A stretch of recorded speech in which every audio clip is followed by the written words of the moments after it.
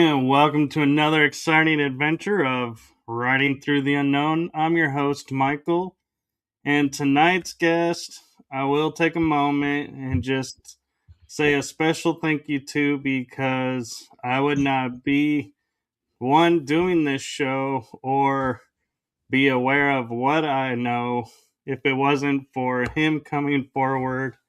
And so, a huge heartfelt thank you to my guest for having the courage to step forward and take on unbelievable amounts of pressure and all kinds of drama. So, thank you for that. And with that being said, you all are in for a huge treat tonight. And normally I would hand it over to my guests who introduce themselves, but this is his third or fourth appearance. So, if you want his intro, feel free to watch a prior episode. And I'm going to turn it over to my amazing guest to get us started. So I give you the one, the only super spaceman extraordinaire, Tony Rodrigues. Thanks, Michael. That was a that was I don't know if I deserve all that or not, but thanks. I appreciated it. And I didn't know that that was the case. That I was like one of the first. I don't know, for whatever reason. But how you doing? I'm Thanks doing for well. be back. And I'm glad to have you back on. And for those of you who don't know, before we get started with tonight, I have a little announcement that I'm going to make. And Tony isn't totally aware of this, but he knows of it. And that is next month, Alex Collier, my friend, had said to me, "You know, Michael, I have never done a podcast with Tony Rodrigues." And I said, well, let's make that happen. And so coming in May will be Alex Collier, Brad Olson, and Tony Rodrigues on the same show at the same time.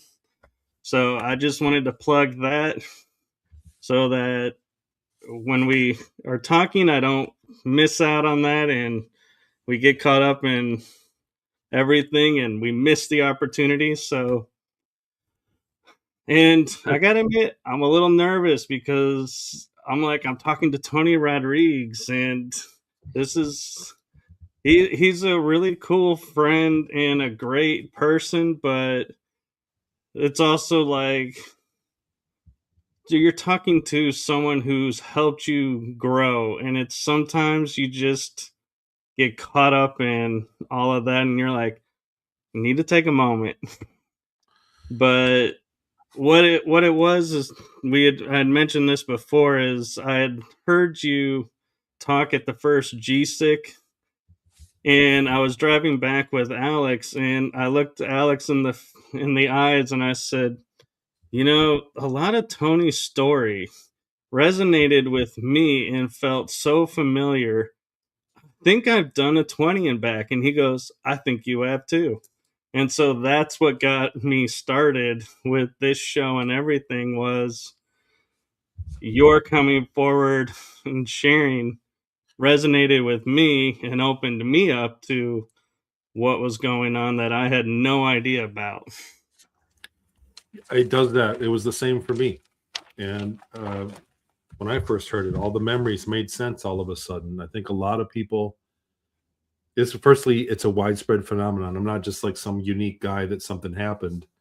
It's widespread. There are millions of people that have been participated in joint, either U.S. military or joint, Earth-based human corporate entities working with extraterrestrials, taking people for these programs, what we call the 20 and back, and other programs.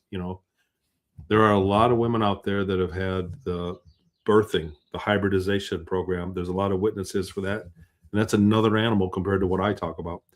But it does that. Every time I do a show like this, somebody new sees it and goes, oh, wow. Now the memories that didn't make any sense because they were all over the place. I had all these little fragmented memories and I was different ages. and all these memories that didn't make any sense all of a sudden make sense, because we think that when we're abducted, people have a lot of people, thousands and thousands of people, millions of people possibly have memories of an abduction, of a contact, but then it goes away. There's nothing. They don't remember anything after that. They go, well, I don't know. And there was some weird stuff happened later in life. And then when you Right. mention that, you can be taken for 20 years and then put back the same night, then it opens the door for a lot of things to make sense with people. And I think, honestly, I think the first GSIC, I don't know how much I covered. I talked about slavery up there, how that affects the economy, how taking so many people, because people ask why would they put you back, and why wouldn't they just use a robot? Those are the three, and then I love the people that believe that it was screen memories without knowing anything about the story, or really without researching it much. They go, yeah, they just put screen memories in you. I'm thinking, yeah, because that makes a lot of sense, because I went on to be a floor refinisher. So that made a lot of sense for my whole 30 years for me to think aliens are real. That could really bang for your buck to put screen memories in somebody. Right. But And I was gonna go say ahead. one thing that I think resonated to me, your story is, people come forward and they're like, "Oh, I was a super soldier. I was a pilot. I was an officer." And The general. and you come forward and you're like, "I worked in the bellows of the ship as a janitor." I'm like, "Who would make that up? If you're gonna make something up, why would you make yourself be the janitor?" There's a grandiose thing. There's a telltale sign, and I think even a lot of people that are genuine, I think that there is a natural phenomenon just in our mentality, Americans, and I think just in general, people tend to fill out these blank spaces with things that are more grandiose than they really were. And so, I have some highlights in mind where I talk about doing well in there. But for the most part, I was slave labor, and I was treated treated like a prisoner. The way that we see prisoners get treated in our prisons was about where the bar was for how I was treated up there, and I think that's standard. It's a military ran society that I was part of up there. So Right. And I have heard you talk on other shows that that's not your only experience. So it's not like you're cast as the janitor for all your 20s and backs. It can be different. And I think that's something that's important for people to hear and learn is, we're not splintered off in our minds, and our consciousness is now, okay, you're a pilot, you're always going to be a pilot, or you're this, 20 you're years always is a going to long be time. that. I hate to interrupt. I'm sorry. I apologize for interrupting you, but 20 years is a long time, and I don't think anybody really does the same job for 20 years straight. So you outgrow. You can perform really good when you're younger at more fast-paced physical things, and as you get older, you perform better at more decision-making things. And these programs don't waste any energy. They don't leave anything laying on the table. As soon as they can find somebody better for your job, they will, and they will find you to replace somebody else and do a better job at something. That's is. And like I said, at the first GSIC, I presented on the economy, because a lot of people, that's what I was saying about the criticism we get. Robots would do it. Why would they put you back? Why, they would kill you? And firstly, we don't have robots yet, but they're not going to be cheaper than people. So you can give people rice and beans for months, and they can go out. Robots, you have to plug into the wall and provide a great deal of power. And plus, the materials they're made out of, if you leave a bunch of people alone on an island and come back, there'll be more people there. So the robots don't do that. So right there, the human being is very, very, very energy efficient. We use, in a year's time, we burn the electricity that a 100-watt light bulb burns in 24 hours. I say that often because we are better than robots, and we're treatable. We are trainable, programmable, and we can innovate, and we make jobs easier over time for ourselves. This is a human innovation. So we're very good in terms of a robot, and we can't just be hacked. So once you hack one robot, you can hack all of them. Imagine an army of robots, and then some other force comes and figures out how to hack them, and now you've lost your robots, your workforce, and now you have enemies out of them. That doesn't happen with human labor. So the programs are hip to that, and that's why people are being taken. The other thing is taking you for 20 years and just giving you room and board, and you're on another planet. You don't have anything. They're not paying you. So it's slave labor, and that also affects the economy. And in GSIC, I gave an example of like an aircraft carrier. We pay X amount of dollars for it. I don't forget the numbers. I researched it for that presentation. It was We pay all the money. like $10 billion, I think, for a Yeah, carrier. it's a gajillion. It's a lot of money. It's a ridiculous, unimaginable amount of money. But we also pay for people to dig the steel and process the steel and the parts and the chips and the radar and the airplanes. All those things, we're paying people just to extract those materials. So that's in the human cost. Then it gets built, and then it gets manned by people that are getting a paycheck, 5,000 people, this aircraft carrier. So it's billions and billions of dollars. But if you take all of the labor out of that, it's less than half across the board. And so one of the main people that the famous researcher out there says the economy of the secret space program doesn't make sense. He said, where's all this money coming from to build these ships? And my direct response is because they're using slave labor. They're not paying for the labor. It costs a lot of money to build an aircraft carrier because you have people that are highly educated, nuclear scientists working on the reactor, engineers and electrical. You have all these professions before you even get to the manual labor. They are using robots for the high-end stuff and AI for the nuclear physicists, and they're using people from 20 and back for the manual labor. It doesn't cost them much. And they're probably stealing resources from other planets to build these things, these spaceships. So that's a good example, I guess, in metaphor of why they would do it.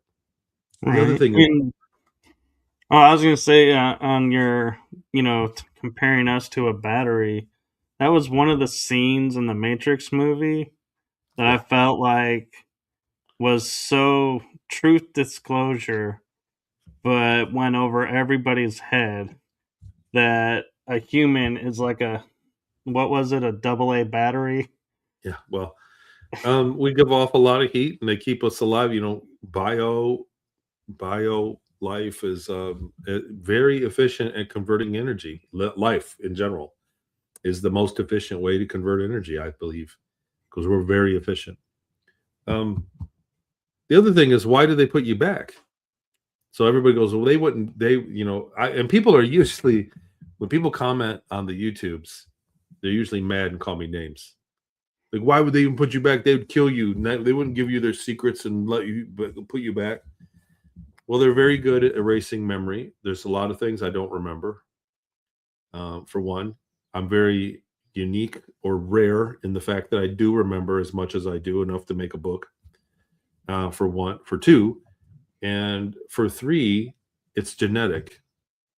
So not everybody can go. The technology to take you and whatever they do, clone you or whatever, move you back and forth in time and move to another dimension and then back again and do this work, has a genetic marker. Not every human being alive on the earth today can participate in these programs.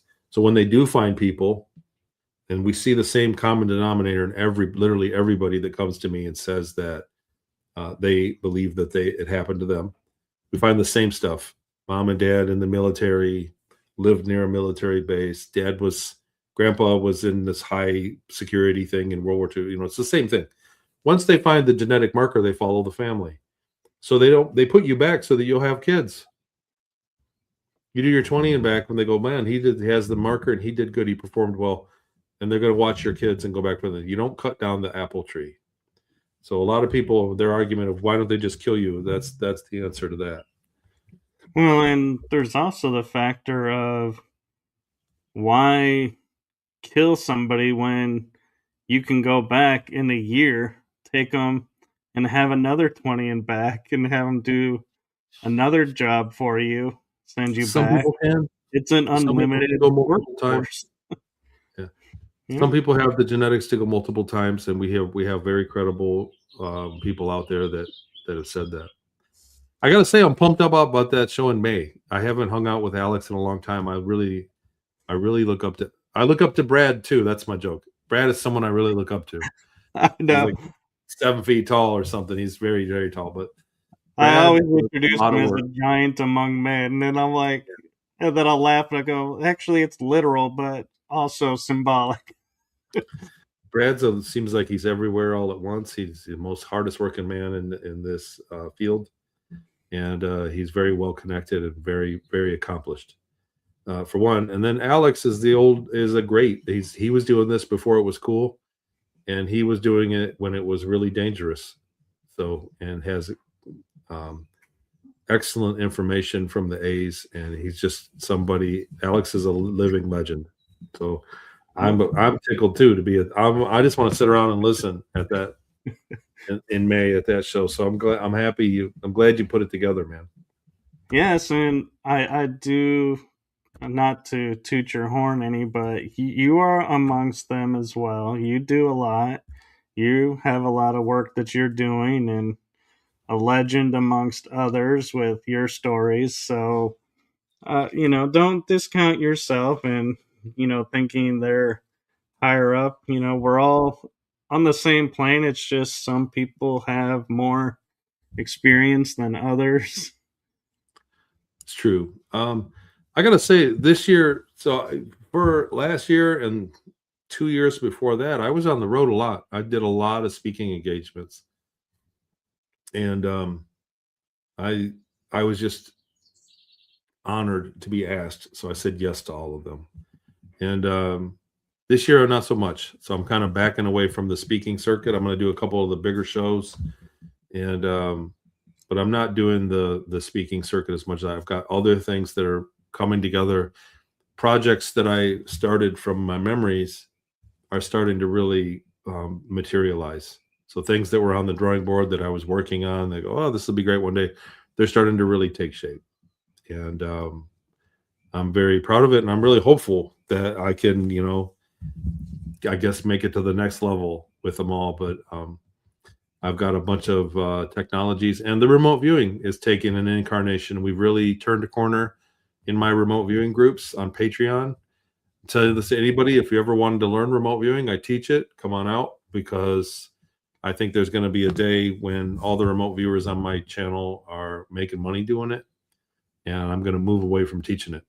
So yeah, I'll just leave it at that. So a lot of things are really taking root that I started 3-4 years ago. And that brings up an interesting question I was thinking about, and I don't know that you've ever really addressed, and maybe you have, because I'll be honest, like, you were everywhere, so it's hard to watch everything you've done. But when it comes to the remote viewing, do you feel it was a side effect of your 20 and back, or you were chosen to do the 20 and back because you could remote view?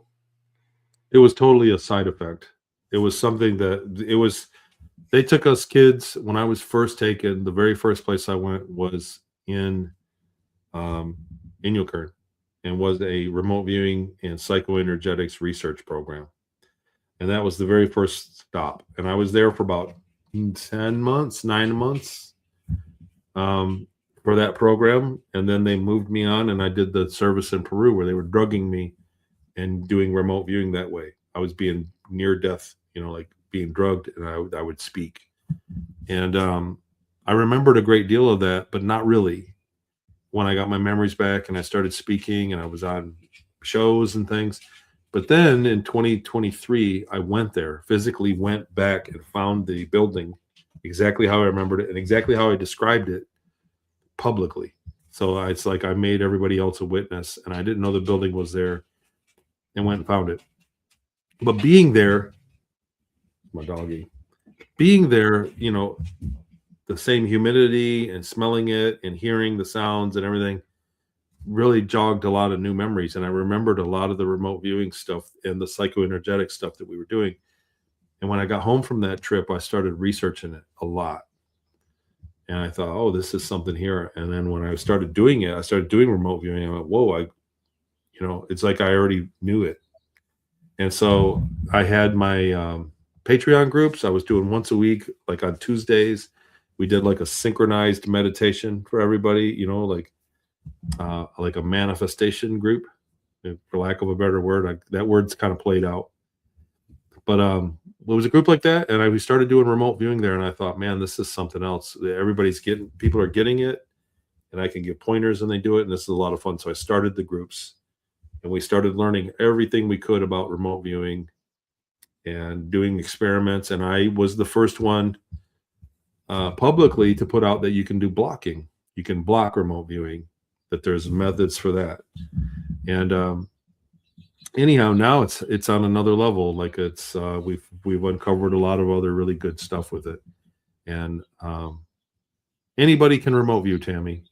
So there was a friend of mine that's a great question. There was a friend of mine, and remote viewing doesn't open the gateway to hell or either. So a lot of people think you're going to invite demons in. It's not the case. You remote view all the time anyway, whether you realize it or not. When you have a hunch and you'll go, you know what, I think it's down this aisle, and then it is. That's the same phenomenon as remote viewing. We just do it in a structured manner to exercise that ability of intuition. That's all it is. But a friend of mine was like, he was in the group and he said, Tony, I want to join your new group. He wrote me sideways. He's like, just so you know, I drink brandy and smoke weed every day. And I can't meditate. I'm not meditating, and I am not going to be remote viewing. But I, like you and everybody else, I'd like to come to the meetings.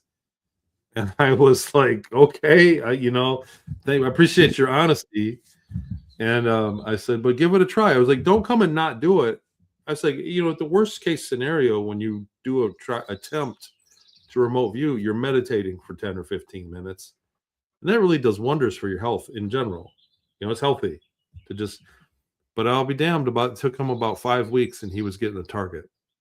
Even with the substance abuse, he was still remote viewing. So some people come in and don't apply themselves, or some people have, preconceived notions about it and have a hard time. But everybody, I find that it's about the 5 or 6 week mark. People that joined, we have meetings every Sunday. We do 2 targets a week during the week on your own. And then we have the meetings and talk about it every Sunday. And right around that 5 week mark, people figure it out and they start really getting the accurate data. And there's a lot of misconceptions. People think the remote viewing is tell me about my childhood and you write me a 1,000-page essay because it's that much data. It's not the case. Remote viewing is like deciphering a dream about the target that you dreamt about it, but it was like in my dream, it was a giant, Ferris wheel with a horse thing. But in reality, it was a tiny figurine. Do you get what I mean? Like that, you dream Right. things precognitively all the time. Remote viewing kind of can describe the same way, but there's a few different versions of it, a few different ways to do it, and we really figured out a lot, and we do really good. Some of the remote viewers, I'm shocked at how well they do it. And the reason I asked you about it, if it was a side effect or not, is because when they're wiping the memory, it seems strange to me to give you an ability to see what's not there. And it's like, doesn't that kind of defeat the purpose? If you can remote view and go, oh, here That I'm.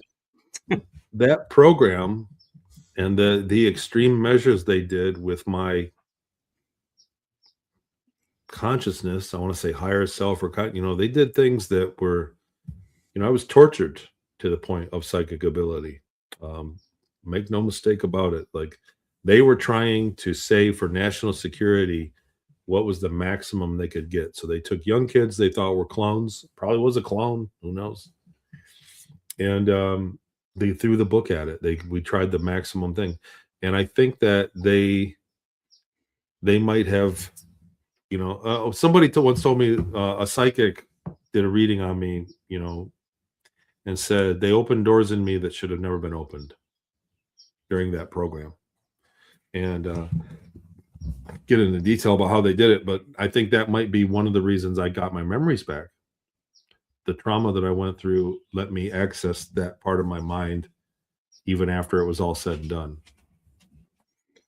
So, do you think remote viewing is just something some of the SSP uses, or do you think all the programs use remote viewing and that's why it's becoming as aware as well as everyone coming forward and saying, hey, I have memories of these programs now?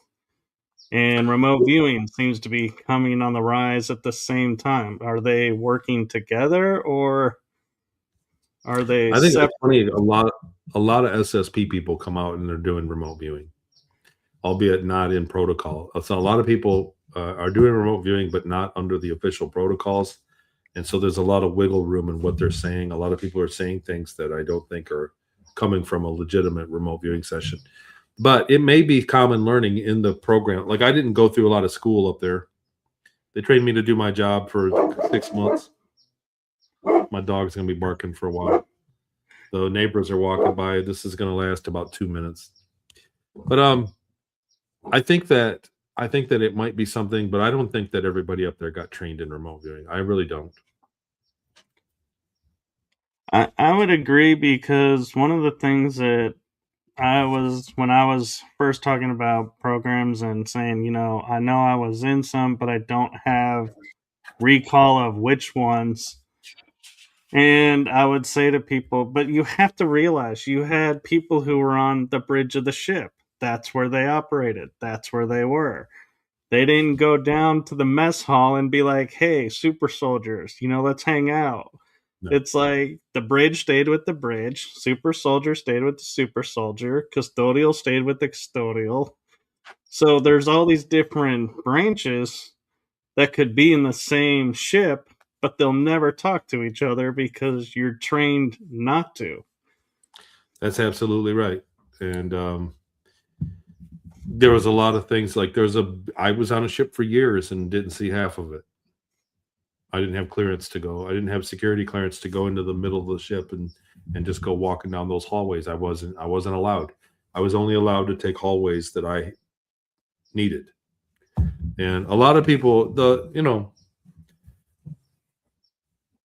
genre is really bad. So the information from people that have come forward has really clouded up the water, so to speak, from testimonies. And I might be one of them that did it. But a lot of people are coming forward, and like you said, one suspect thing is when they come out and paint themselves a hero, because pretty much everybody got abused, and people that were super soldiers that did soldier missions saw things. Nobody went up there and was a super soldier, and it's not fair to say nobody. Most of the people that went up there and did soldier work saw combat in a very gory way.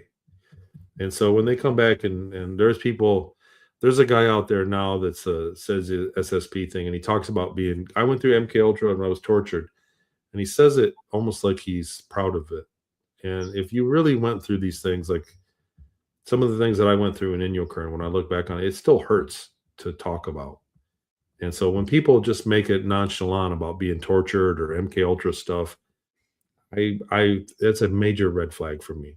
And but I don't think that they're not genuine. I think that they have this much memory, and to make it make sense, that it gets painted on.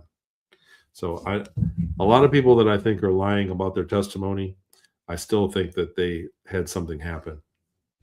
If that makes sense. It does. And one of the things I say to people is, I can get why you'd want to fake being a lawyer or fake being a doctor because you get big bucks and you can get a pension at the end, or fake being a military person, as horrible as that is, because there's a pension. But in the programs, you don't get a dime at any stage. So why would you want to fake being a part of that?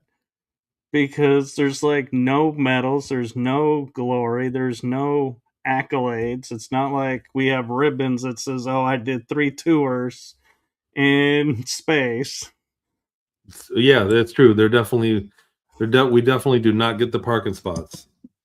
The other thing is when people come to me, I like I said, I don't want to throw shade on people, but I see it a lot. I get messaged a lot. I get life stories. People just call me out of the blue on Facebook. It'll just start ringing like with no hello or anything. Like I'm not going to answer that. But there's a lot of people that I don't know how to say it correctly. I don't know how to say it. I don't want to throw shade at people, but there's a lot of people that I say it like this. When I read their story and they go, "Look, I was the commander and they moved me up there and then I was in charge of this and that and I had all these people and then we fought the war and I was a general and killed Draco hand in hand." And they give you these big stories about how awesome they were. And I go, "What do you do now?" And they're like, "Well, I work at 7-Eleven." And I'm just making that up, but I'm like, if you're a command up there where the best of the best go, and the people that are still up there are literally in the know of everything, like uninhibited access to technology, I got to think that you would be along that par down here as well. And I have met people that were very genuine. They didn't want to talk about it, and when I talked about what they do in there, they're very influential in their life down here too. So you tend to see the same performance in both lives. And so people that tell you that they're performing here in their regular life down here, and they're up here with their space stories. I saved the whole universe. Me and a couple guys saved the universe a bunch of times, and then I had my own giant juggernaut spaceship, and I had a command crew. I had all these dudes. They were the wolf robots, and they did what I said. And then and then they're just living in a trailer park down here. Like it doesn't match up. Like it has to make sense. And a lot of people have left. Not sadly these days, people have left logic out of their testimonies. Well, and another way that I look at it too is, and I know a lot of great mediums and psychic people who, can read information, but I don't put 100% story behind it. Like if somebody was to say to me, "Oh, you operated in Antarctica," I'm not going around and putting on my resume, "I was in Antarctica," Somebody told you. because I don't have a memory to go with it. Right. And I think that's where a lot of the stories come from, is someone tells them something and they run with it. I think a lot of that is opposition, is disinformation on purpose. I think they literally have people in our community that tell people like, "Hey, you were in the space program. I know it. I'm a psychic and I can do this." And there are people that are literally working for contractors for their agents. It's a disinformation campaign. There are other podcasts that are ran by people that are CIA. I'm telling you, there's disinfo all over the place in this community because it's the biggest secret ever kept. The UFO secret. It's the biggest secret ever kept. So they're all over the place here. But disinfo is real. And then you're exactly right. You can't just go and base your life on what somebody else taught you on a hunch. And the other thing is, a psychic medium or a remote viewer or a psychic clairvoyant, whatever psychoenergetics phenomenon goes through your brain in a certain pathway of logic. And it's abstract. It's like I said, it's just like trying to figure out a dream. You have dreams that while you're dreaming, it makes total sense. You just appeared and all this weird stuff happened. And during the dream, it's normal, right? Of course, Cadillacs can fly, right? I can drive it up the wall as my Cadillac. And then you wake up and you go, "Man, that was a wild dream," because it's unreal. It was totally not in the world. Psychic interpretation is the exact same way. It's the same medium. I always call it, I describe it like a membrane universe, membrane theory, which is still alive and well, but it's almost like a peanut butter sandwich. And so we live in the bottom. There's a piece of bread and there's a layer of peanut butter and another piece of bread, peanut butter sandwich, and it's being grilled.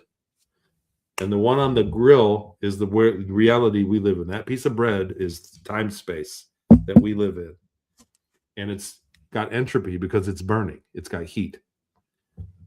The peanut butter is the medium in between that remote viewing and solubility takes place. And once you get out of time space, you can access both pieces of bread at anywhere at any time. It's the peanut butter. It's a membrane in between two universes. And then after that, you get this other universe, which is the dream space and the fifth.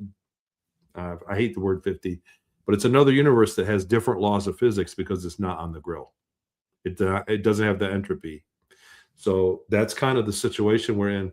And I'm basing this off my remote viewing research, how, trying to understand the science of how remote viewing works.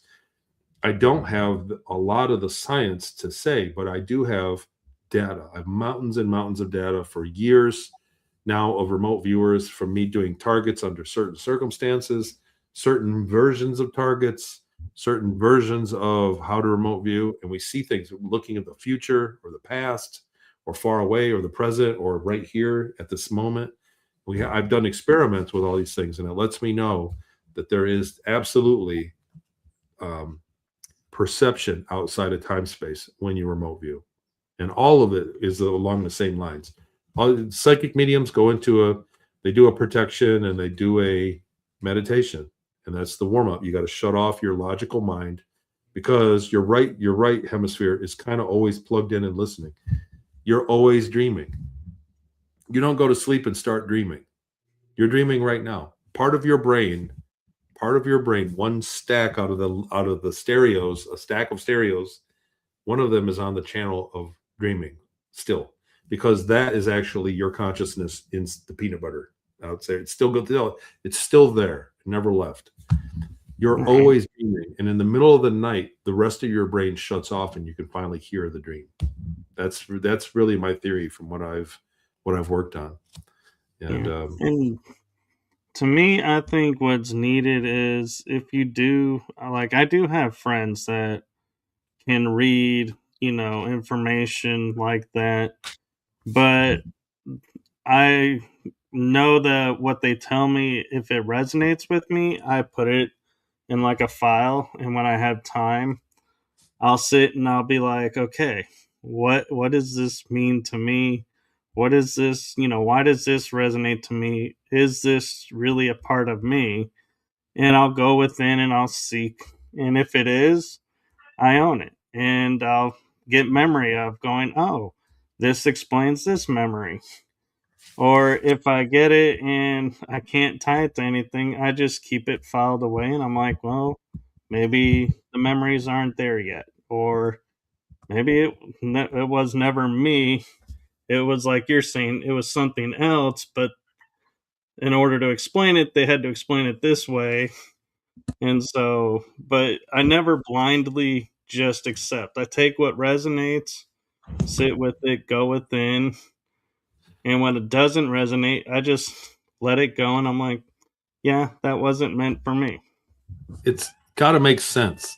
So there's a lot of ufology that doesn't make any sense because there's so many levels of technology that we're dealing with. And we deal with ETs from all over the place, not necessarily the same groups, but it still has to make sense. So a lot of people can't make sense out of what happened to them. And it just doesn't give us much to prove the phenomenon to go on and support what they're saying. And it's a shame. It's a real shame. I've worked with thousands of people and sat and did one-on-ones with them, and had questions and Q&A, and like 60% of them made sense. It was like, wow, this is exactly what I would expect. They had no idea of things they were saying were matching up with other people. So that's your number one go-to for proof, for validation, is if you're telling me something that only somebody else told me that you have no contact with, there's no way you could have known that.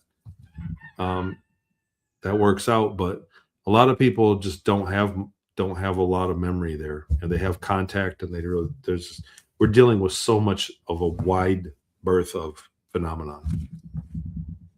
Right. And One of the things that was interesting to me as well is I was talking with another person claiming to be MK Ultra survivor and sharing his story, and I shared with him when I was in elementary school, you know how you draw your imagination and you draw whatever comes to your mind. Well, I would draw a lot of times a mountain that had 3 layers in it, no doors, but there would be planes inside or vehicles inside, and I'd be like, "There's a base inside a mountain," and I could never understand why I would draw That that. was his And doodle. he goes, "Well, you're drawing it because you were there. You know it exists. You could only draw that if you knew it was real." I was like, there's a certain logic to that. Because why would you doodle a military base in a mountain of all things? It's like that's just too random, I think, to just be a flippant moment of because What we got to happens is, think. I was going to say, what happens is things like that start to repeat. So that's another thing that we really see is somebody always doodling an underground base, and then other things will begin to surface. Reoccurrent nightmares or odd memories that don't have place in your timeline that really didn't make any sense, but they're real. And when you start to really look, that's why the primary thing that I do with people that have reached out to me that feel like they've gone through the same thing is create a timeline. Because most people have, like you're telling me that, like most people have lots of different things that happen to them that don't make any sense. It's not just one night, right, of Right. weirdness. What there was one night I saw a craft that landed in my yard, and then I don't remember what happened next. It was just that night. That's not true. There's never a one and done. I go, no, Right. no, no, no. Let's go back before that. And it's never a one and done. It really never is. But what I found is that when you ask them, okay, now hold on, when were you born? Okay, mark that down. And I take my paper and I turn it sideways, right? And I go, they're born here. And I make a timeline. I go, what happened next? What did anything weird happen in your youth? Tell me what you remember. Well, when I was 4, my brother had this happen and he's blah blah blah. And then we saw a ghost or we saw something happen. And I remember weird, it was weird. I go, okay, 4, that was this year. And I look at the years. And I just build a timeline. You build a timeline of everything they remember. And after a while you start to see a cycle pop out. You start to see things happen at the same time for different people. At the same, or it repeats. And when I find something, major, and I think you and I talked about this before. We have. I look at the 20-year mark. I look at for an intake event, and they go, "Yeah, I was when I was about 9. That was when it happened when I saw somebody." And then I'll just tack 20 years onto it in my mind and go, "Well, that was in 1990. What happened in 2010?" And they go, "How did you know?" Because it's a cycle. Because in many cases, probably the ETs involved with taking us it's the same night for them, but it's 20 years different for you. They come and get you when you're 10 and put you back. And that same night for them, they go back and forward in time and get you when you're 30 and put you in the same laboratory and follow up on their experiment and then put you back. So you had 2 different events decades apart that are funny, but really the crew that took you, it was the same office day for them. We don't think like that. And so we start to see cycles like that. Or every 5 years, we see things happen, like really horrific bad luck happens on cyclically in certain people's lives as well. And I think that that's another function of ETs that are not friendly to us. Right. I think that's another thing that they do. I'll share with you that, like, because we're talking about things that occur simultaneously, is in elementary school, not only was I drawing that image, but I would be very selective where I would spit because I would be like, I can't spit here because someone's going to come and get my DNA. They're going to take the DNA. The government's You were going to, already thinking about that. yeah. It's like Wow. my mind was like, the government or somebody's going to come behind. They're going to take my DNA. So I got to spit in a certain place in a certain way so that they can't use it. And I was like, what kid thinks about this? It's weird. Yeah, it's true. It's like, where did that come from? Why did you even know that? And I, Like I said, weird stuff like that repeats on top of your doodle, on top of other things. Those things stand out. Those on their own, you look at it and go, "Well, it's not really great evidence." But after 50 of those, it starts to become harder and harder to just explain away when it keeps happening over and over to people. it is. And I want to try and pivot a little bit with the SSP because a lot of people talk about the past to the present. And I want to get your opinion on like current events. Do people that are in the SSP have an innate ability to see through what's happening and be like, yeah, this is the proverbial movie. This isn't real. This is a fake story. This is reality. And is that because of the programs, or is that just we're just more aware than the normal Totally. person? No, so if you were in one of these programs, if you were taken and did a 20 and back in the infrastructure in the oh wow. Wow, coincidence, right? See? Yeah, If you were taken into the infrastructure into space where ETs are there, you witnessed advanced technology. And we are not, I mean, we're doing good. We're advancing very rapidly, people of Earth. But if you witness that technology, um, you're aware of what they can do. Like when I came back, I knew that there would be TV screens everywhere one day, but I was taken in 82.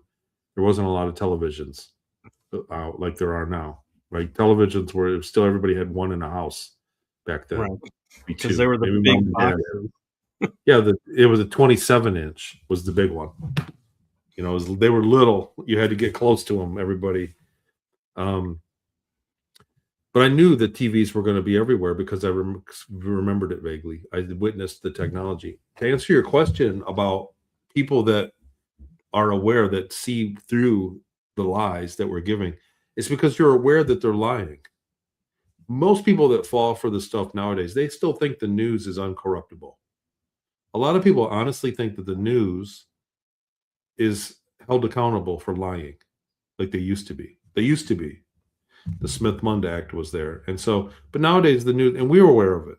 So the people in the community, we're aware they can just make up anything they want. They can lie to you. And when you're scrolling, the other thing is we also have an idea of how far ahead of us they are. And most people underestimate the amount of psychology that is packed into your cell phone, for instance. So a lot of people just think that it's random and whatever, it's fine, and they're not. They don't care about little old me. They can watch my metadata. I'm not that important. But the reality is that they're in your head, the psychology that they have, and they can do many, many things, very slight things, and change the way you think about things without you knowing it. And people that once they realize that everything's a lie, kind of, or that it can be a lie, it might not be lying. The news tells the truth. They tell 80% truth and 20% lies, probably. There is still truth in there, so you can still mine for it. But there are people that just think that there is no manipulation in any way, shape, or form, and those are the ones that fall for it the most. And where do we see it nowadays? The younger generation, the kids that have been 100% exposed to screens their whole life. They're the first generation that have had a screen in their pocket their whole life. And so we see that's where the programming is the most dangerous right now. Right. And for me, I kind of don't like the way that like Apple the phones work. To me, droids are easier. But I also, in the back of my mind, I had an experience where I was on an paranormal investigation and I was using an infrared camera, and all of a sudden this grid appeared. And so I was like, wow, I got this really cool paranormal, evidence. And I sent it to a friend and he goes, did somebody have an iPhone there? And I said, well, let me find out. And I got back to him and I said, yeah. He goes, that's a LiDAR that's built into Apple. I'm like, why does Apple need LiDAR being in their phones running 24/7 They can see unless everything they're in the room. mapping? Yeah. Yep. They can see everything, they can map everything, and it takes an infrared picture every 5 seconds of you, of the whatever the screen camera, the camera that's facing you. It takes a picture every 5 seconds, forever. And what And was interesting too was I don't know if you're familiar with Jimmy Church a lot, but he on I've his show said Pokemon Go is totally a CIA psyop because they would put in government buildings Pokemon that you would go and take your phone in and go, "Hey, I captured this Pokemon." Well, not only did you get the Pokemon, but you also just mapped a federal building yeah, you got or a picture of what someone. they wanted. They could put the Pokemon in front of the board. Yeah, that's brilliant.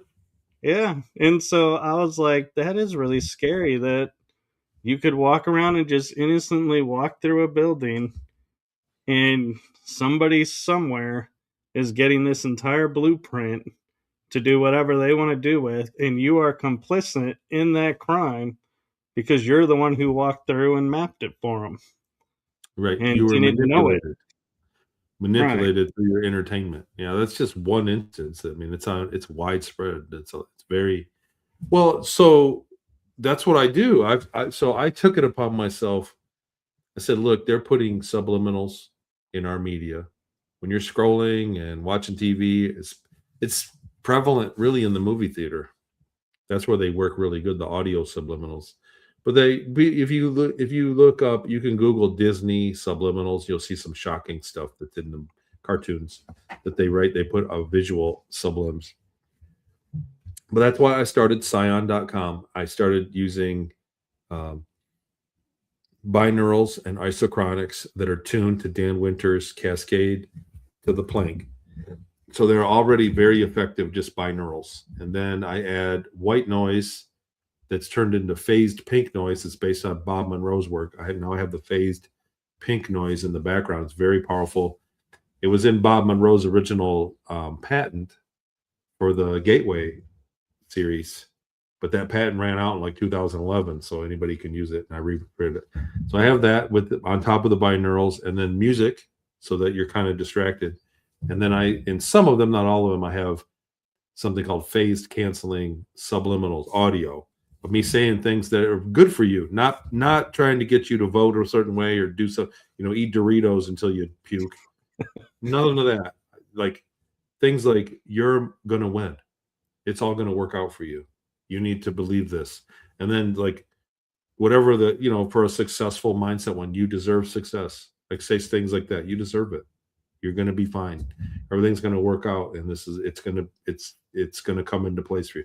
Like these, I put affirmation subliminals in them, and they're awesome. People love them, and so whatever I made them just kind of kicking it around back a few years ago, and they sold. People were buying them, and so I took all that money and I redid the website recently. So it's up and running, and I've got a ton of other products that are going to go on that one. And then the Maple Street Learning one is going to be taken off here pretty soon. But that site with those is called Psion.com, Psion.com. There's my commercial. I snuck it in under the radar. No, and one of the things, as you mentioned, like binaural, is people would, buy these apps on their phones and go, hey, I'm listening to this binaural, but it's not really doing anything for me. And I would They're be not like, all equal. well, you realize your phone is not binaural. You have one speaker on your phone, and they're like, well, the app says it'll run through the phone. I'm like, yes, and even I thought about this for a little while. I was like, yeah, HemiSync's not working so well on the phone. And then it dawned on me, yeah, I'm not using headphones. You have to use headphones to get You the have to use headphones. binaural. So the isochronics can go on a speaker. So I have them layered both. The trick is you got to play with the volume, the gains when you run them both. Uh, but isochronics do entrain with one speaker in a slightly different way. So they have different things. Like I have a sleep aid one that you play while you're sleeping in a speaker, and a lot of people love that. So 1 out of 20 people won't like it because they're light sleepers. I tell people if you're a very light sleeper, it's not for you. But if you sleep with the fan on, or you can sleep with the light on in the corner, then you work fine. And most people like that. They report having really good dreams, really high quality sleep, and it's an isochronic pulse that schedules your REM sleep. It kind of brings you and down into REM, and it schedules it, and so you get into this routine of REM throughout your night, and it works. It works pretty good that way. But yeah, HemiSync with the binaural stuff, you have to be careful with because you can get kind of zonked out from it.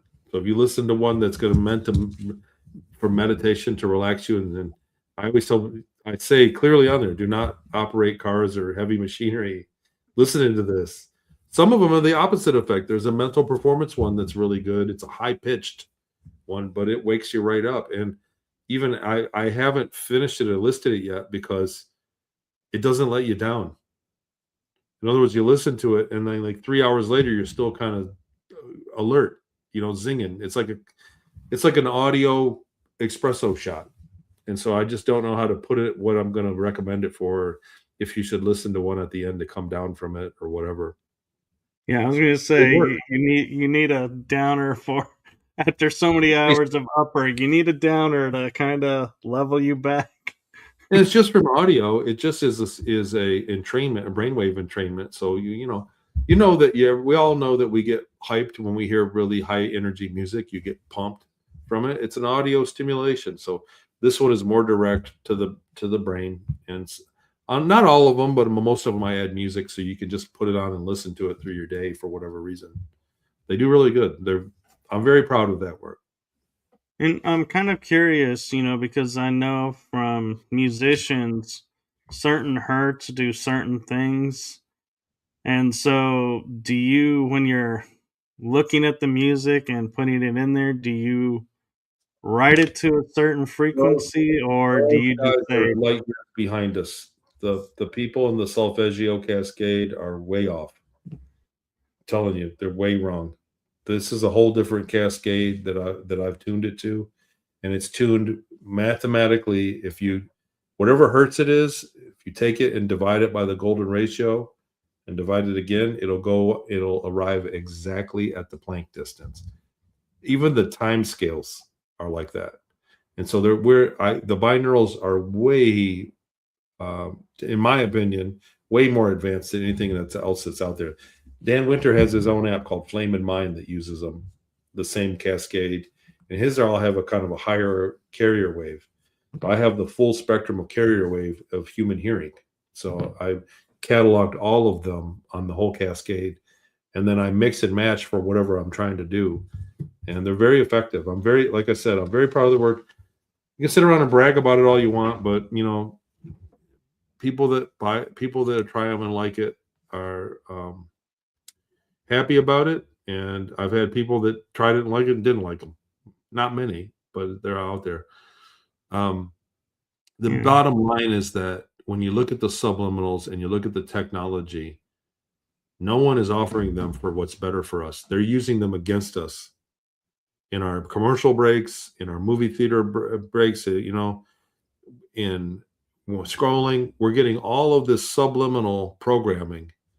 And then all of a sudden something happens and you do something that you didn't, you impulse buy something stupid. You get mad at somebody and raise your voice over something that's stupid. What is this? I don't even know why I'm so upset. It's because you're being programmed slowly. They don't do it. It's not just one dose.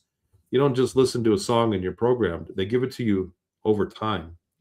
And we are very, very, and there's endless clips of people acting the fool in the world today. And it's mostly programming. If you're doing it for politics, you're programmed. And just talking about time, we are at the hour. I don't know if you have time to keep going or if you have somewhere to be. I keep going. Okay. And as we're talking about like subliminal, programming through commercials and stuff, I notice and I remember because I did a couple of shows on the KFC when they did the drone people and they dipping the guy in the gravy lake and he comes out of chicken Yeah, leg. And I was like, and you never see him anymore. It's like, did they realize that their subliminal messaging kind of backfired because everybody saw it for what it was and was yeah, like, wait a minute. that was revolting. It's true. It was kind of revolting. I remember that commercial. I went, "What are they even thinking?" It wasn't even funny. I know. And to this day, I have a KFC in the corner by my house, and I'll be like, oh, Pass. KFC sounds good. But then I'm like, but I don't want a dude that's been dipped in gravy chicken. And so, no, I'm not eating this. And I'll go somewhere else. It's like it deprograms me to want their food. Or whatever, well, the other thing is they use a lot of shocking stuff nowadays. Like, how many Yeah. times do you scroll and you see something absolutely disgusting? What was that doing there? You know what I mean? You're Oh, scrolling, yeah. like I always, if I'm, like, looking at social media, I'm always thinking of the mind, like, I'm trying to eat. If I was eating, would it be okay to see this stuff? And I try to go through and close it and say I'm not interested in anything like that because gross stuff pops up in social media, and that is to shock you and put you in a state of fight or flight, and then they hit you with some kind of other subliminal thing. And so there are many methods for programming us, and sad to say, they work. It Yeah, does. And I will say, like, TikTok, for as much as it is, I can scroll through shortly and I get like mainly my friends stuff and I'm like, okay, cool, moving on. But late at night when I'm like scrolling to pass time and just trying to numb the mind, I will always get this lady that'll appear and she's like, are you just scrolling to scroll right now instead of sleeping? And I'm like, are yeah. you watching me? Because that's exactly what I'm doing. And it's like, it's kind of creepy in a way because it's like, oh, or I will notice like one day I liked Lomelli's "The Never Ending Story" song, and for the next 3 days I was getting like 20 different versions of that song mixed into everything, and I was like, "What? Why am I all of a sudden getting inundated with this song? You like a song, and then you get inundated with it." I I experimented with social media once, and I thought, I'm seeing all these ads from things I was talking about, so I'm just gonna shop for and things I shopped for. So I went on Amazon, Right, and you look for something, and then all of a sudden it's in your Facebook feed, right? right. So for like 3 days, I'd shop for bikinis, and it was bikini models. My Facebook, I was like, "See, I pulled it off," and, it was my experiment of testing it, and you have to be careful. There was one recently that I was just talking to somebody, uh, that I was just casually talking to somebody about, and then it showed up in my feed. So, it's programming, it's not about the advertisement. I don't think they convert a lot of sales doing this creepy stuff.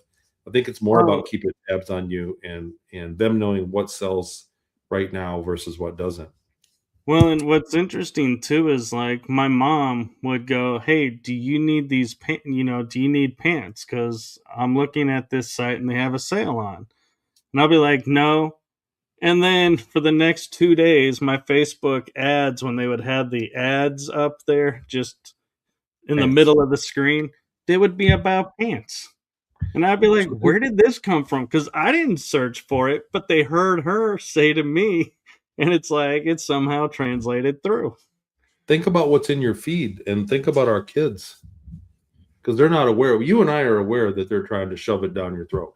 Like, you're aware when I start seeing, if you like a certain political post, you'll start to see things that are Oh, yeah.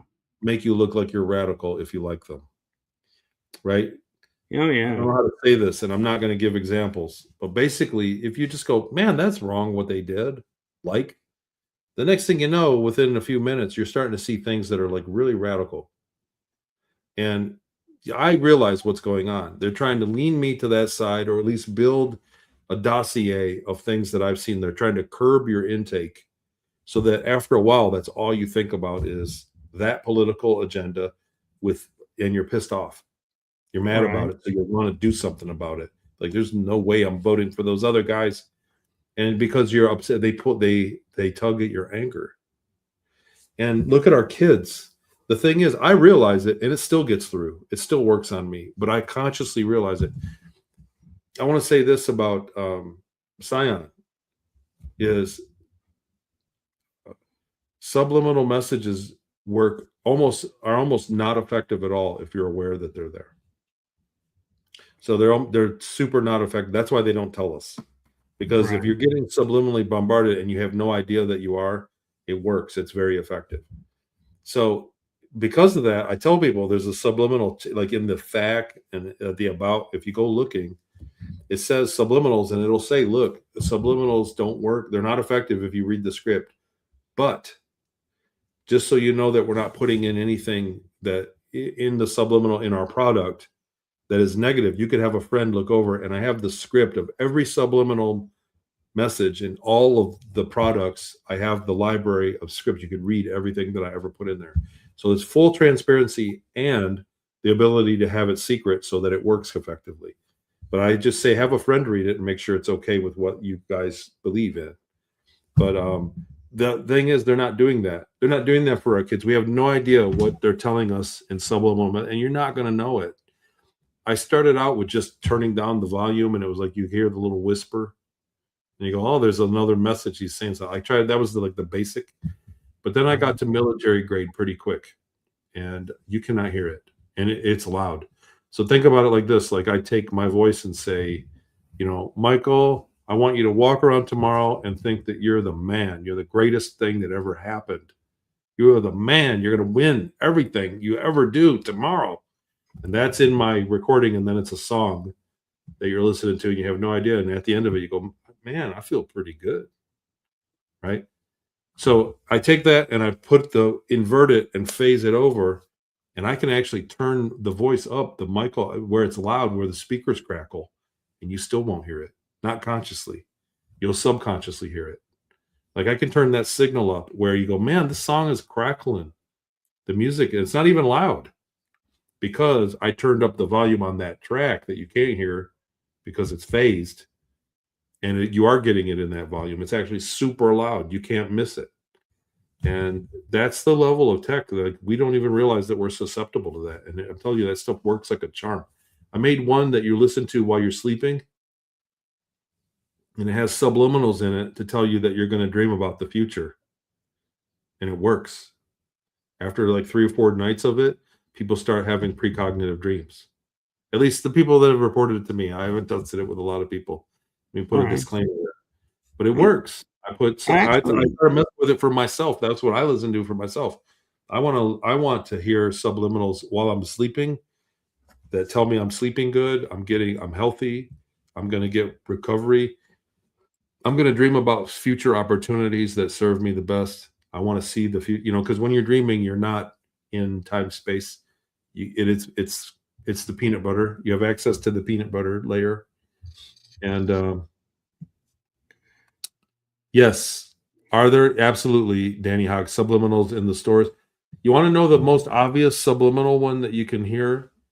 The stores that's old news. Even in the 60s and 70s, they told everybody publicly there's subliminals.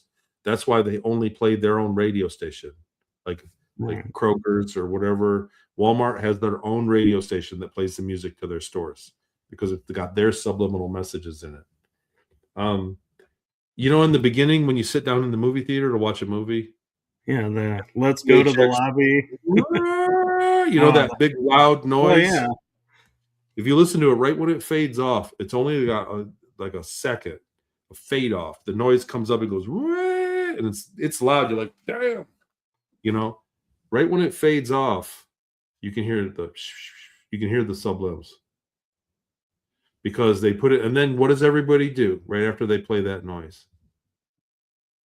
They shut up. Everybody turns the phone off and sits there and is ready for the movie, almost like they were programmed. And before we get to Danny's question, I had a thought from what you were talking about with the subliminals that we can hear it, but we're not hearing it.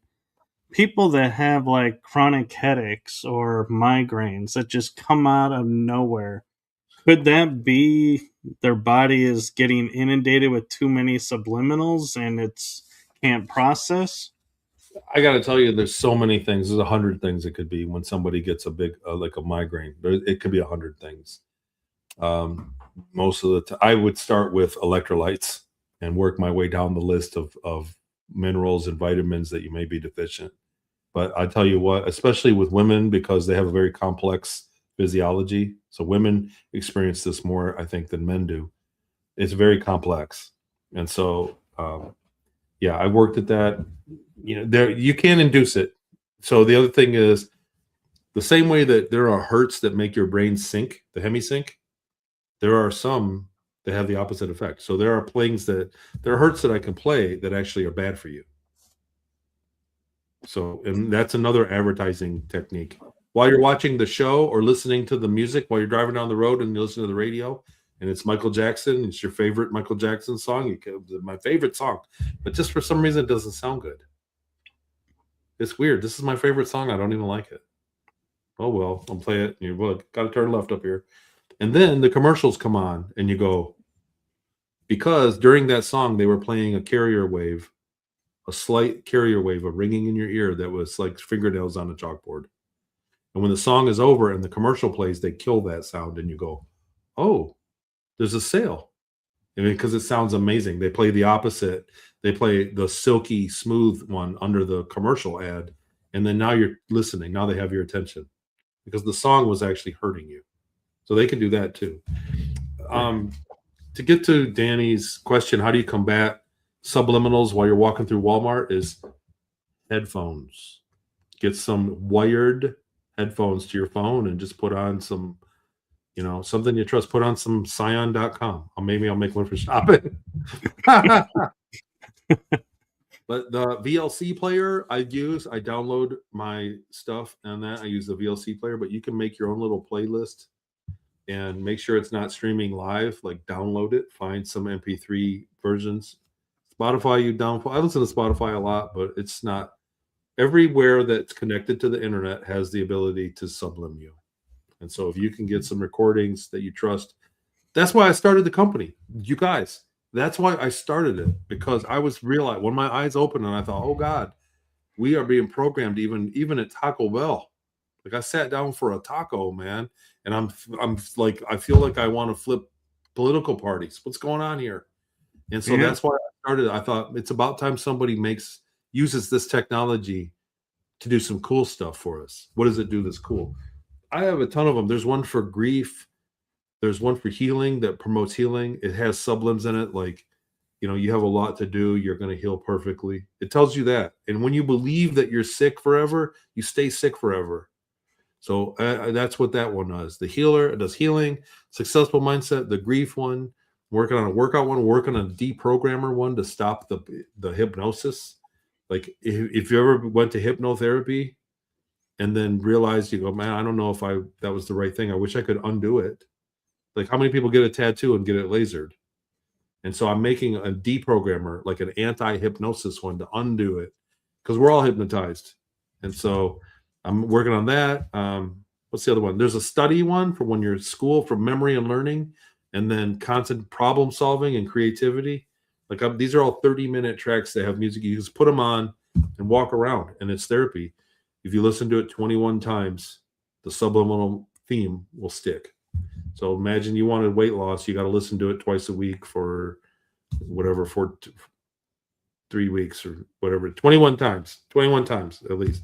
So I give a little prescription and it works. It's about getting your head right, because ask yourself this: how many of us do shit that's totally not in our own interest repeatedly?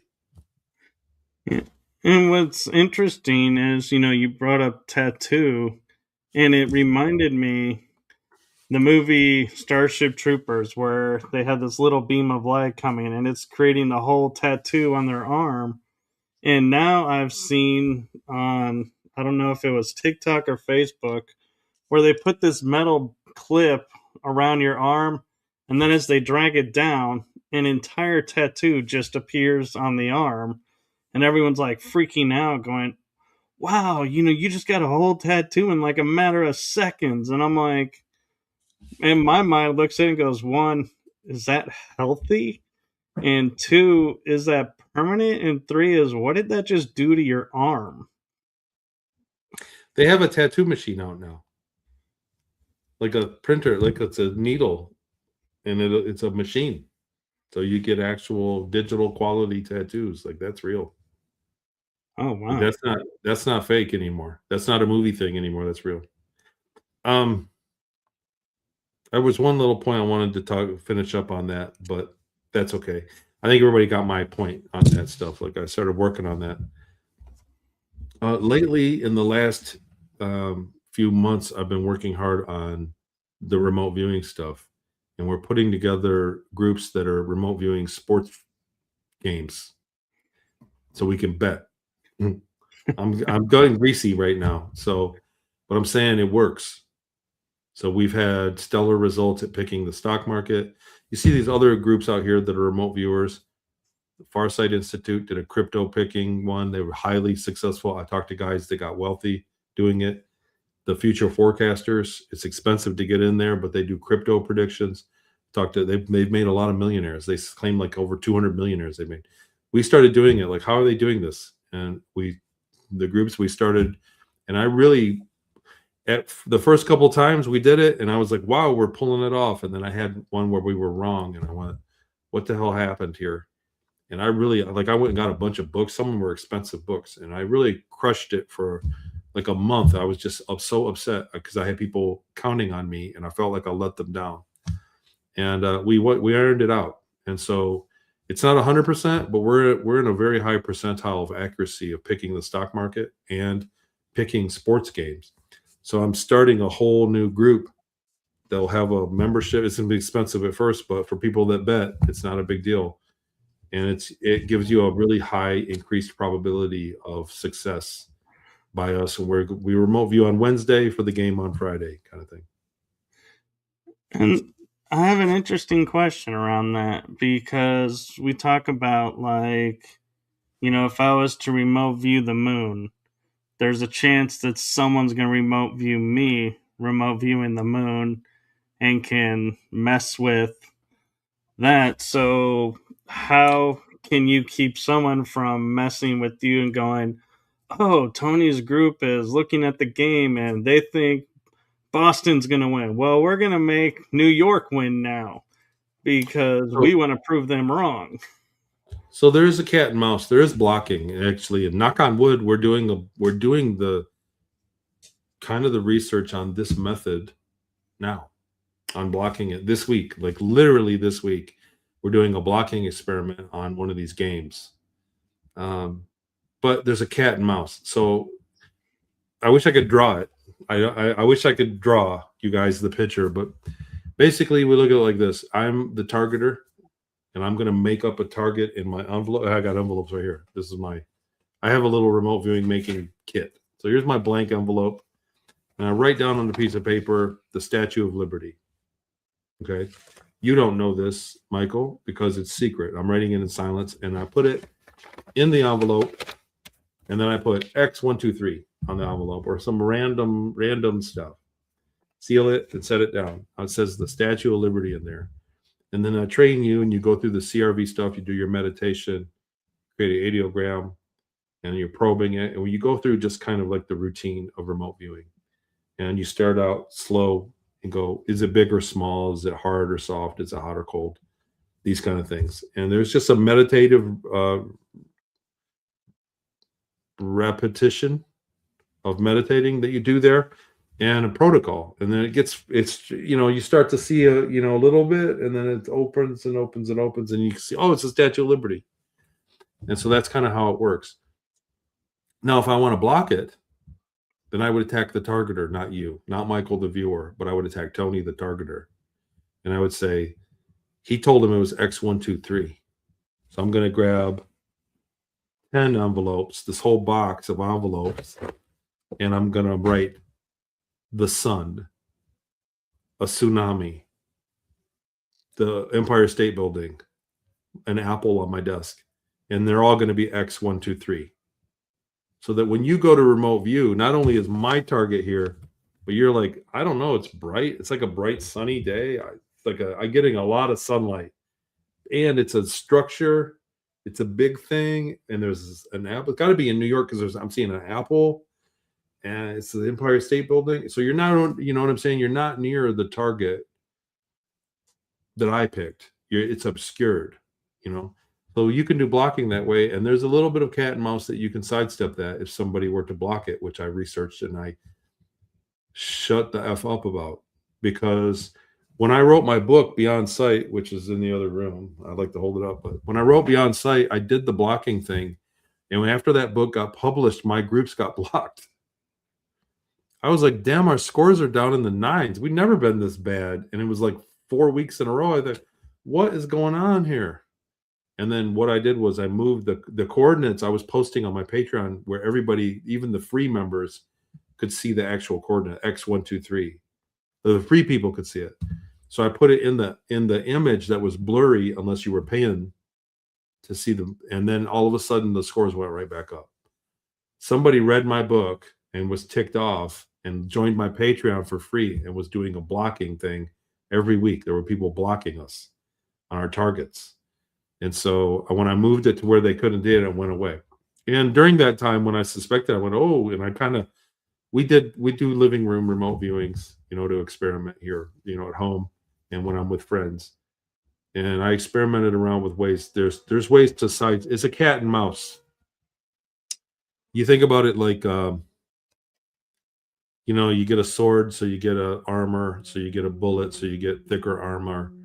So then you get a flamethrower. You know what I mean? Like there's a cat and mouse, a chess game that goes on, and remote viewing is the same way. And so there's ways around that.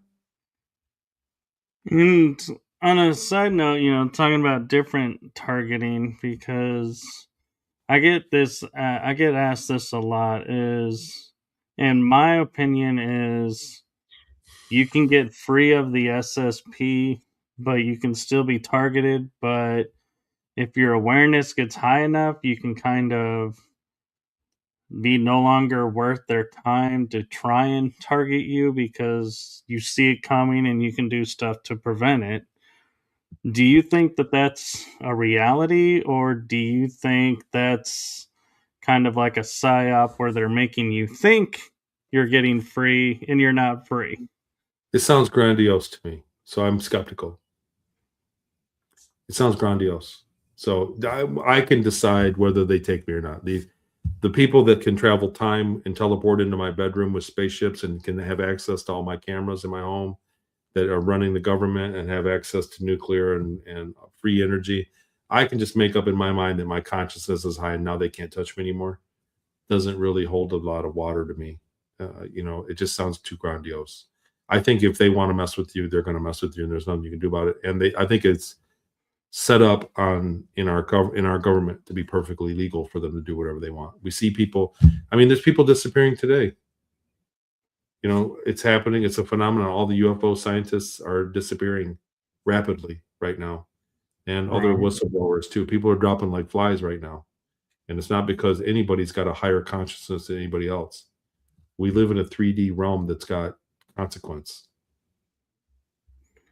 Right. Yeah. Thank you for that. Because I was just curious, because that seems to be a thing that's driving a wedge in the SSP community. Is some people are saying, yes, I'm free. You know, I'm no longer being taken. And others are like, oh, you're always going to be taken. And so I was like, how do you know they which leave you side is alone. right? You know, most people get finished. I'm also skeptical of people that say that I was taken every single night for a 20 and back, or I would take it every night and I'm working. Like, that's not out of the realm of possibility. But I have to look at what are you doing now? You know, like why are you? Why are they taking you? That's the first thing I'm looking at is it your genetics? Do you have the uncanny ability to do something that nobody else can? What there's more to it that you have to fill out the puzzle pieces to see the picture. And a lot of people have no answer when you start asking them a puzzle piece. I'm like, come on, you got to make it make sense. Help me help you here. Help me to help you. If you're being taken every night, I need to know why. What's going on when you're taken? You know, and a lot of people think that this is some kind of fast road to fame and attention, and it's not. It's really not. It's quite You the know, opposite. yeah, it's a fast road to getting harassed by your neighbors. Yeah. Yeah. Like I pointed out in the beginning, it's like of the show, I was like, you coming forward, you were harassed. Your life was miserable here, just as much over there. My kids were harassed. Yeah. That's what hurt. Yeah. So I can take it when everybody calls me crazy, which you can go to my Instagram and there's a collaborated reel on there. It's like 14 million people looked at it.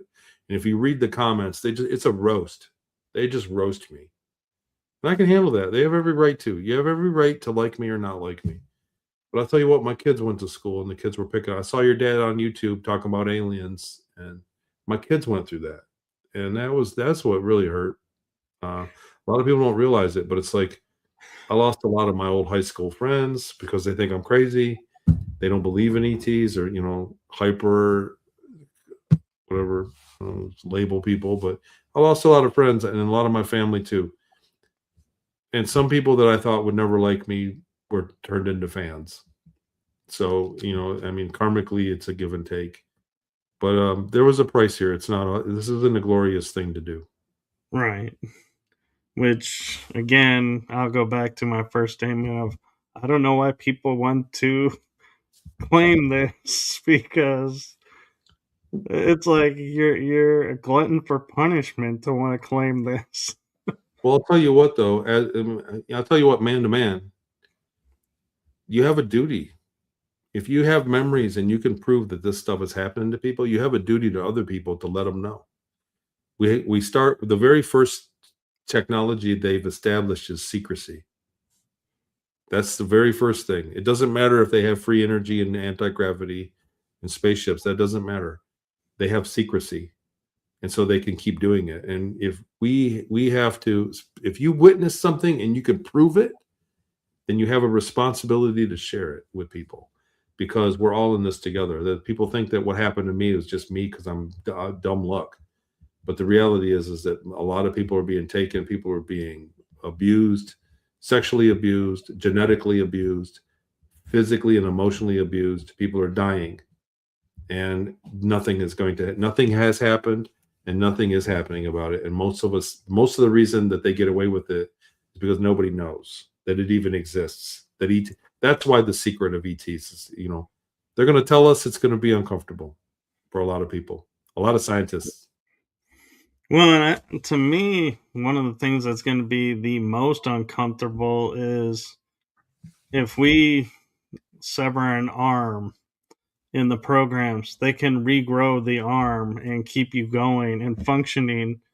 But that technology has been kept from humanity. And it's like that to me is going to be like the hardest pill for people to swallow to go, we can make you fit. We can make you totally healthy. We can make your body run perfectly well.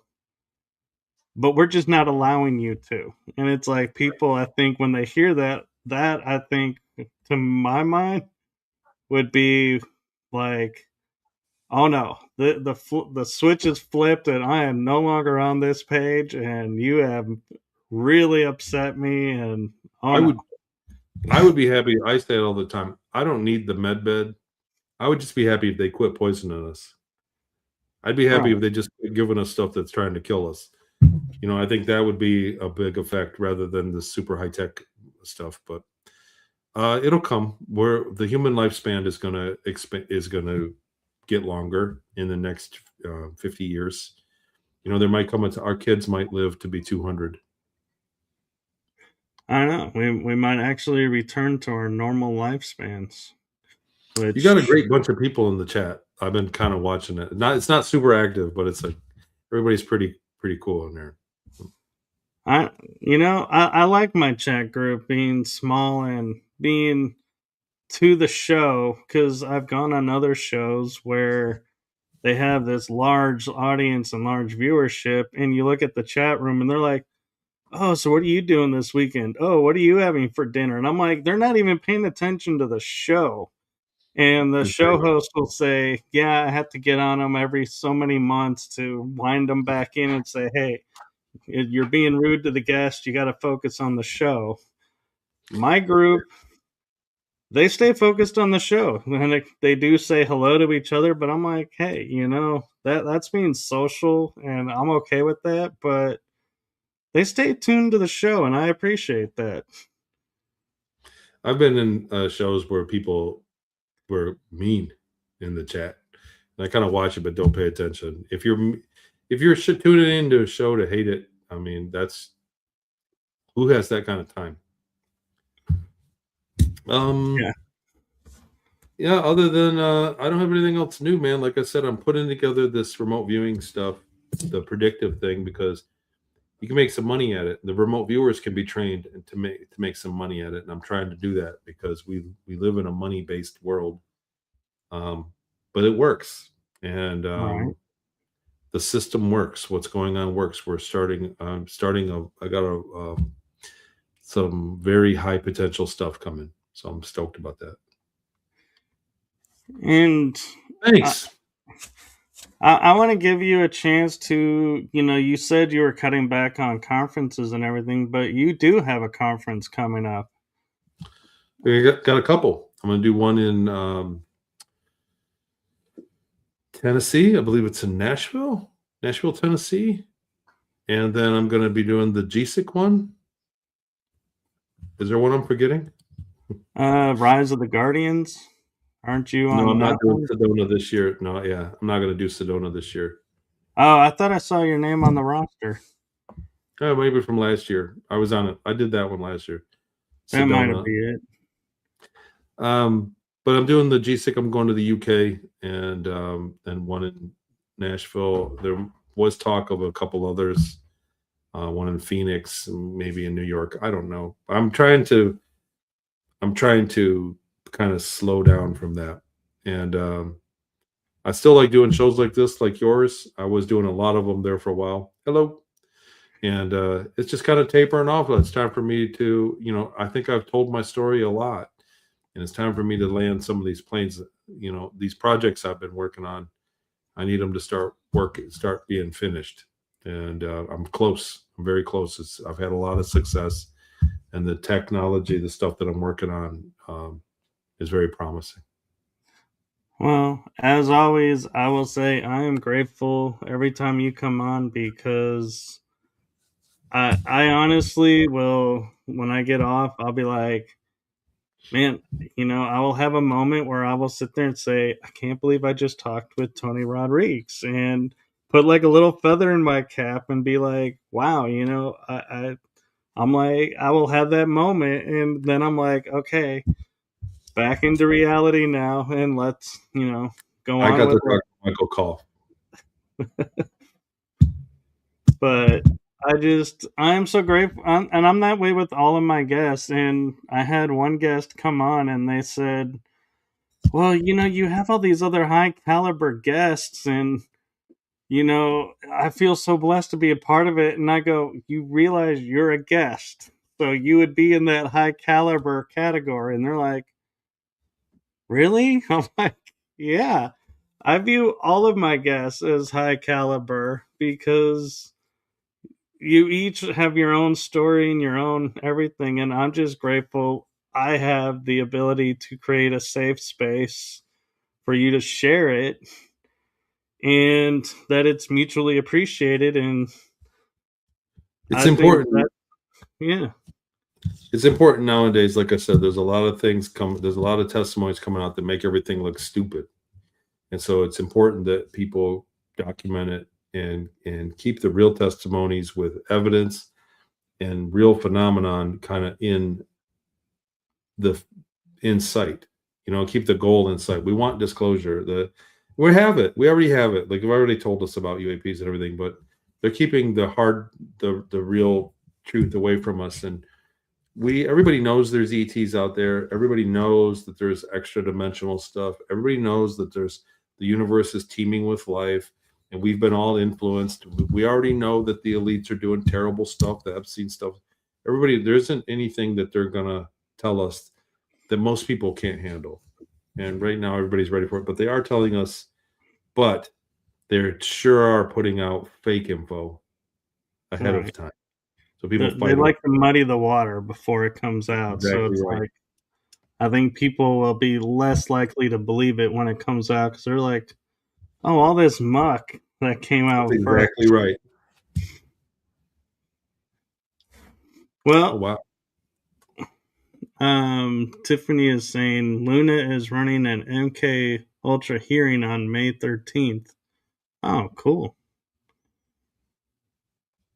Hmm. And, I know we're running close on time, but I just want to ask you real quick because I don't think I've ever asked you.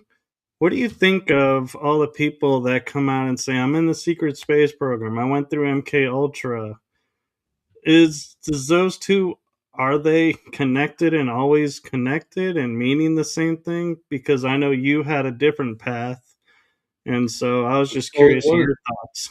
it was similar in Inyo Kern. It was an MK Ultra style trauma based mind control. I was programmed in a way for the for that program. So it was hardcore programming. That was part of my inspiration for, like I said, Scion. No, they do. They program. We humans are programmable. We all want to think we all want to think like my consciousness got high enough where it's okay. No one can program me, and it's Yeah. BS. We are completely programmable, and it can happen against your will as well. The MK Ultra is trauma based programming. People get tortured and get information given to them, and there are they aced it by doing it to people under the age of 5. So there are agents out there that have no idea because they had split alters that carry out code words and do things. It sounds so far out, but it's true. I've met people. I researched it heavily. I know some of the code words, and you can see what happens when you say them to people and they change. They go, oh, fuck, there's somebody in the program. Yeah. It's real, man. So that they aced it, the MK Ultra stuff, they perfected it. They can use hypnosis on kids prior to the age of 5, probably in conjunction with some form of abuse, and create alters in people that carry out and have different abilities. That's one. The secret space program factor that you said is absolutely another one. There are people that have different levels of the trauma. And like so I said, when somebody tells me they were in the secret space program and they had no trauma, no abuse, it was just we went up and had a fun time. I did a job and it was great. The food was great. That's not what it's like up there, man. Everybody is kind of kept under heel. It's a military organization, and there's a Yeah. lot of trauma for people that go up there. So yeah, I don't discount that. I expect it. I when someone tells me that they were taken into a 20 and back and did all this stuff and came back and they weren't traumatized, that it was great, man. Or they say, yeah, I was traumatized. It was, like glamorize it. I start to see red flags. And the reason I ask is I had a friend who's a paranormal investigator, and she and her best friend went to Camp Hero and snuck in through the fence, and her friend was walking around on the grounds. And I joined the live feed late, like I didn't know where they were, but I just had this awful feeling, like I was like almost like terrified feeling coming over me watching this, and I was like, where are you? You shouldn't be there. You need to get out of there. And they go, oh, look, a vehicle just drove by and stopped and kind of watched us and went on. I was like, yeah, you're being surveilled.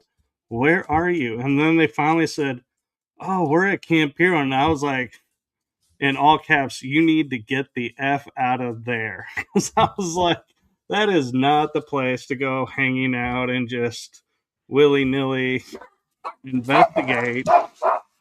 And so, do you think because I had that reaction, I was there, or is it because I have knowledge of what went on there that the body can react?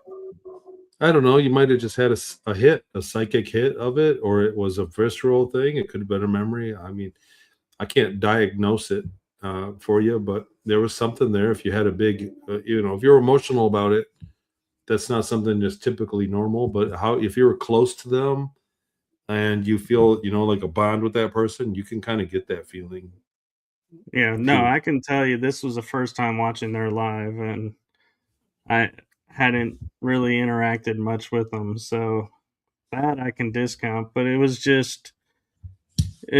interesting to me because it's like I had a feeling like I knew the place and that there was something about seeing it that was getting to me and was making, and I was like, and I even said at one point there was like the radio tower building, and I was like, just don't go to the opening in the fence on the left. And it's like, why would I say that? Where would that come from? And so that's where I was like, oh my god, was I there? I don't know, but I'll tell you what, there's a lot of people that have come forward saying they participated in that experiment. A lot. And people that always said they worked in the Montauk chair and I worked with them and built a timeline. I was always like, I'm not going to be able to help you much because the phenomenon around it is just so out there. The Montauk Right. chair is a hopping consciousness And technology. So it's hard to and draw a I'll, straight line with it. and I'll be honest, that's why I don't like to share that story or experience because it's like I don't want to claim being there from all the sensory and everything of being there because of all the hype around it. It's like I could have easily been manipulated into thinking that and reacting that way. Like you said, was I worried about them? That could be why I went into that mode. And so it's like I try to be very careful when I say this or that, confirmation wise. And so, yeah, I mean, because so many places have been muddied, like you're saying, so many people talking about things at locations. It's like kind of like, I hate to say it this way, but the people that are, quote, late to the game, it's harder for us To get to any feel proof, like we were there because there's so much about it out already. you know what? There's a lot of people that say have a lot of memories, same as me. But I was in the earlier crew that got researched back when it was really scrutinized. So I was kind of in a window when my testimony would get researched. And that's what's missing with people these days. Everybody's coming forward with their testimony. There's no researching it. And so it's hard for them to build on and keep going. Do you know what I'm saying by that? Like it's hard Right. because I had a few supporting things. Hello, Mark. I had a few supporting things that validated me in the beginning because I got researched. And so that carried me on to keep doing shows and keep doing talks and things. But people nowadays are coming out and then there's no research. There's no cross.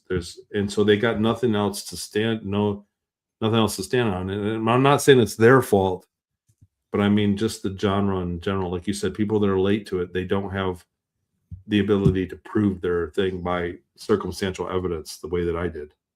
Right. And Things that nobody heard before. So other whistleblowers saw it and I had overlap, and it was now everything's been said. So you go, yeah, that's cool, but so and so said that. So tell me something I don't know, and it's very hard to do now. There's been a lot of testimony.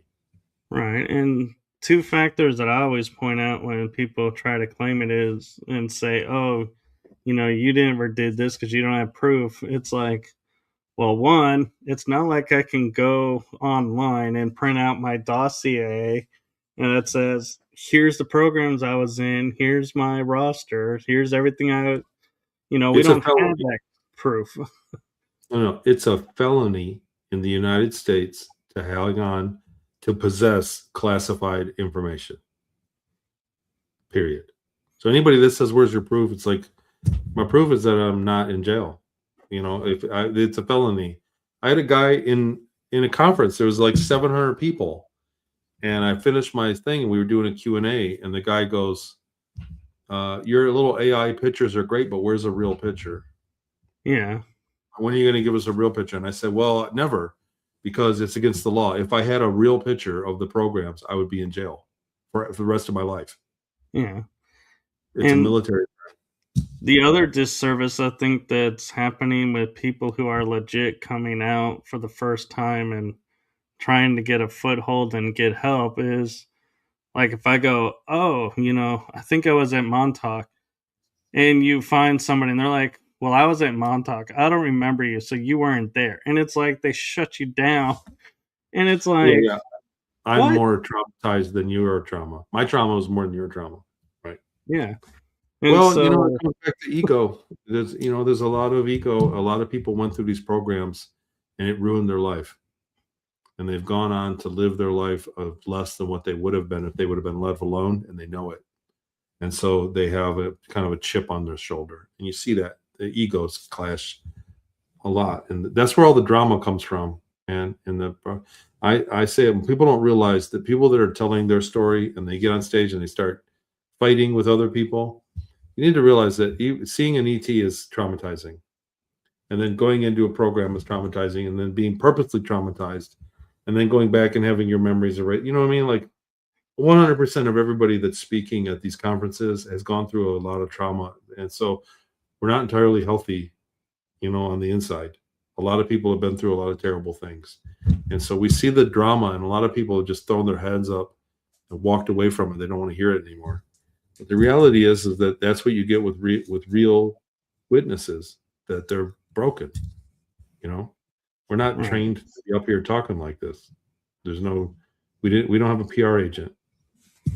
Well, and one thing I'll say real quick and then we'll cut for the night is uh, it's, this is season 4 and season 3. It's like something clicked in my head, and I was like, we have so many years of hearing, yes, the trauma you went through over and over. You're repeating it over and over. I was like, were there no positives? And I would say to somebody, what's a positive that you can take from it? And they're like, I don't know. I don't know that there is a positive. And so I found it's really interesting to go and be like trying to put a positive to a horrible experience, because I feel like, yes, there was trauma. Yes, we did go through a lot, but there are positives that have come because of that. And an example, like I don't know if you're on the page of that, but I would say your work with Scion and doing all of that, that's a positive There were from what you went through. Maple Street Learning is a learning software company that I started that is based on the school I went to on Mars. It was it's the way that they did that. It was adaptive media learning. I started that company. It's awesome. The guys working on it are tripping on how good it is. There's an engineering team, an AI engineering team, and they're like, I heard it from another person, not them. They don't tell me because I'm the client, but I heard it through another person. They're like, dude, they rave about your project. They're like, they can't believe how good this is. These are the guys that are, you know what I mean? And Right. so I got that idea on Mars. I took it from them and brought it, remembered it. Scion.com, I would have never done it. But I tell you what, while I was up there were times we had a great time. I had a girlfriend. I had a couple. I was in love up there. I had a beautiful girlfriend. We'd go out and hang out. It wasn't great. It wasn't like I was free. But life goes on. And even guys in the clink have a good day. When I say it like that. So yeah, there were positives, and I learned. And the other thing is, when I got my memories back, before I got my memories back, I was in 2015, a dad raising my kids and struggling. I had an emotional thing, and I thought that I was on this. I was programmed by the media. I was supposed to vote a certain way, work a certain amount, work my life into the grave, and if I hit a number of money, if I hit this number, then I'd be worthy and I should be happy. Right. And that was the programming. That was me. Right. I got my memories back and I went, wait a minute. I suffered. I was in a 5x8 cell, 5x10 cell. And I was slave labor and I was beaten and raped and all this bad stuff happened to me. I do not need a number to be happy. I'm pretty happy right now. And that realization changed my life completely for the better. When I realized that that I didn't have the problems I thought I did. When all of those terrible years came back and all of that being plugged into a machine that electrocuted me and all that stuff, when all that came back to me, I looked at my life that I thought was terrible. I thought I was not living well. But when I compared it to that, I had the memories, and all of a sudden, like I woke up one day and I went, this is awesome. I am so thankful for my life, for my junkie Crown Victoria. And that changed. My life literally changed from that moment. Once I realized that there wasn't a finish line that was going to make me worthy to myself, that I just had to make up my mind that I was worthy to myself, that there wasn't a number that was going to make me successful or happy. I just decided to be happy and regard myself as successful. My life's been great since. So that is what I got out of that time. That was one of the biggest positive, is that my bar for happiness moved from where it was unattainable to down here where it's like I'm just cruising around happy all the time because I feel like every day is a bonus day. Well, thank you for sharing that. Thanks, And so, yeah, and so I before I end this, I do have a message for you. It's something that I've kind of grown over the 4 seasons. And so, from my heart and the heart of my shows to you, Tony, thank you for what you're doing for humanity. It's seen, felt, heard, and appreciated. So, thank you. Thank you. You're welcome. And thank you to everyone in the chat room and everyone that's watching this. Do follow Tony on his website and follow my page because, as you know, we talked about him coming in May back for another episode. You never know when guests are going to be popping up and returning. So do like, follow, subscribe, both of us, and make it a wonderful day or night. Blessings to you all. Have a great one. And bye-bye, everyone. Thanks. See you guys next time.